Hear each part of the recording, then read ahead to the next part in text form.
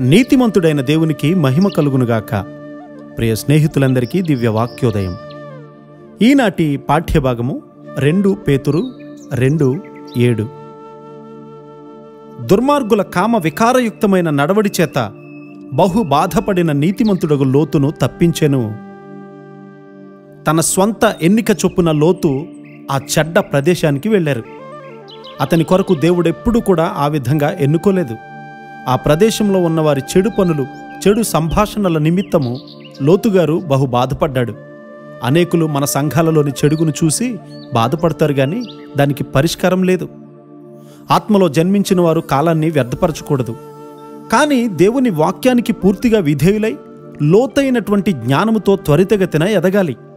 ఆత్మలో జన్మించడం అంటే దేవుని జ్ఞానాన్ని గ్రహించడం. అది దేవుని దగ్గర నుండే లభిస్తుంది, కానీ ఎరువు తెచ్చుకున్నటువంటి జ్ఞానము కాదు. ప్రతి ఒక్కరి కొరకు దేవునికి ఒక ప్రత్యేకమైన చిత్తం ఉంటుంది.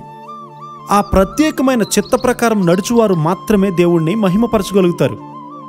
లోతుగారు తన కుమార్తెలకు చేయగలిగినంత కీడు చేసేశాడు. ఒకడు తన హృదయాన్ని నొప్పించుకోవడం వల్ల ఏం ప్రయోజనం? అతనికి తప్పించుకునే మార్గం లేకపోయింది. దేవుని నుండి వచ్చే జ్ఞానము లేకపోవడం వల్ల అతను తప్పించుకోలేకపోయాడు. దేవుని చిత్తాన్ని తెలుసుకొని వెంబడించేవారు సాతానుకు బద్ధశత్రువులవుతారు. దేవుని చిత్తాన్ని వెంబడిస్తూ ఉంటే దేవుని ఆత్మ మనకు సహాయం చేస్తూ ఆయనకు సన్నిహితంగా ఉండేటట్లు పురికొల్పుతాడు. లోతుగారు తనను తాను నొప్పించుకున్నాడు కానీ సొదొమకు వెళ్ళినందుకు పశ్చాత్తాపపడలేదు. తన కుటుంబ సంక్షేమము కంటే సొదొమలోని బంగారము అతనికి ప్రియమైపోయింది. అలాంటి వారు గాడిదతో బుద్ధి చెప్పించుకున్న బిలాము వంటి వారు అవుతారు. కొంతమంది దేవుని పిల్లలపై చాడీలు చెప్తూ ఉంటారు కూడా. అది వారికి ఎంతో ప్రమాదం. వారిలో పాపాన్ని కలిగి ఉండడం వల్ల అలాగూ మాట్లాడుతూ ఉంటారు.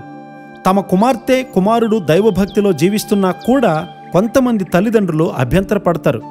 వారు వెలుగును భరించలేరు. అయినా కూడా క్రమంగా సంఘానికి వెళ్తూ ప్రభువు బల్లను కూడా స్వీకరిస్తారు.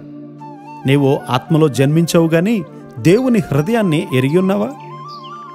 దేవుని వాక్యాన్ని చదివే కొలది నీ హృదయంలో చెడు ఆలోచనలు కడగబడతాయి.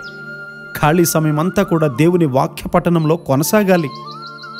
నీవు దేవుని వాక్యానుసారంగా ప్రార్థిస్తూ ఉన్నప్పుడు ఆ వాక్యము అంతరంగంలోనికి చొచ్చుకొనిపోయి హృదయములోని వ్యతిరేక శక్తులను అణచివేసి జయము కలుగజేస్తుంది. అట్టి కృపాధన్యత దేవుడు మనందరికీ సమృద్ధిగా అనుగ్రహించునుగాక. ఆమేన్.